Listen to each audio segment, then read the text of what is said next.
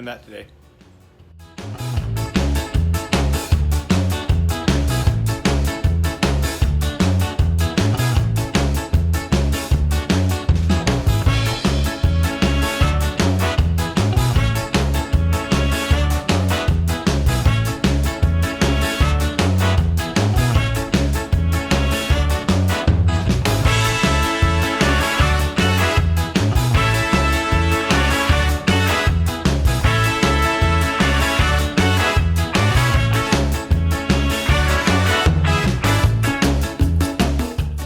So one of the things I've been 3D printing this week,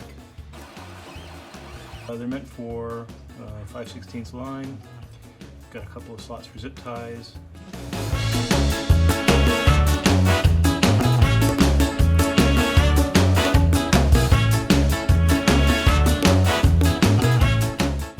Flash few lines up into the cable clamps.